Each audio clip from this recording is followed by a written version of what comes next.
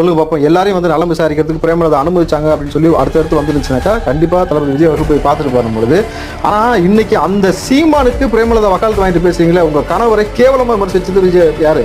விஜயகாந்த் அவர்களை கேவலமான முறையில் பேசியது சீமான். நல்ல கண்ணு கெண்டகால் சமமாக வருவானடா விஜயகாந்த்? எப்படி வருவானடா விஜயகாந்த்? ஏமா உங்கள் புருஷனை பற்றி ஒருத்தன் தரக்குறைவாக பேசியிருக்கான். எந்த நேரமும் தண்ணியிலே இருக்கிறவன் பேர் கேப்டனா சொன்னது அவர் தான். புரியுதுங்களா? வடிவேலு இல்லை, சீமான அந்த வார்த்தையை சொல்லியிருக்கிறாரு. சீமான் சொல்லியிருக்காரு. இன்னும் ஆபாசமாக உச்சபட்சம் வேண்டாம் உங்கள்கிட்ட நாட்டை கொடுத்து உட்காரத்த நாங்கள் இருக்குமாடா? சார் அரசியலில் பேசுறது எல்லாமே அரசியலில் பேசுறது வேற, இப்படி பேசுவாங்களா?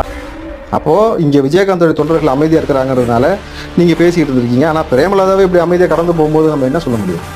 எங்கள் அண்ணன் விஜயகாந்த் தெரியுதானே, நான் என்ன கேட்குறேன், அவர் நான் கூட அவர் போட்டிட்ட அவர் கட்சி வேட்பாளர்கள்லாம் போய் ஆதரவாக வேலை செஞ்சேன்.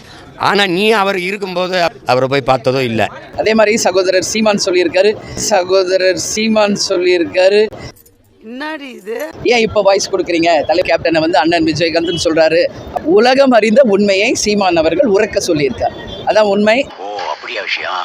ஒரு நிமிஷம். எதிர்க்கட்சி தலைவரானவுடனே அவர் வீட்டுக்கு நான் இயக்குனர் சேரன் போகிறோம். அவரை பார்க்க மண்டபத்தில் 27 எம்எல்ஏக்கள் காத்திருக்காங்க. அவர் நினச்சிருந்தா அங்கே போயிருக்கலாம். எங்களை உட்கார வச்சுட்டு எங்ககிட்ட பேசிக்கிட்டே இருக்காரு. இப்போது நடிகர் விஜய் அவர்கள் வெளியில் காத்திருக்காரு.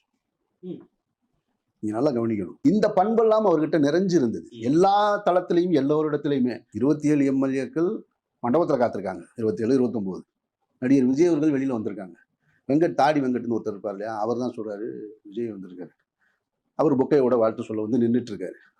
நம்ம பிள்ளைய தனியாக வர சொல்லியா விஜய் வந்து விஜய் வர சொல்லிட்டு 3 பேர் உட்காந்து அந்த புகைப்படம் பார்த்தீங்கன்னா ஒரு புகைப்படம் இருக்கும், எங்களோட உட்காந்து பேசிகிட்டு இருக்காரு. அப்போ கொஞ்சம் நேரம் ஆயிடுச்சு. அவர் விஜய் அவர்கள் பேசிட்டு கிளம்பிட்டாரு. சீமானே கூட என்கிட்ட சில முறை கோச்சுப்பார், நீ விஜயகாந்தை சப்போர்ட் பண்ண அப்படின்னு. நான் சொன்னது வந்து அந்த மனிதரிடம் இருந்த அந்த நேர்மை, அவரிடமிருந்த அந்த மக்கள் மீது செலுத்தின அன்பு. தமிழ் சினிமா நமக்கு கொடுத்திருக்கிற நட்சத்திர நாயகர்களில் புரட்சி தலைவர்னா அது ஒருத்தர் தான்.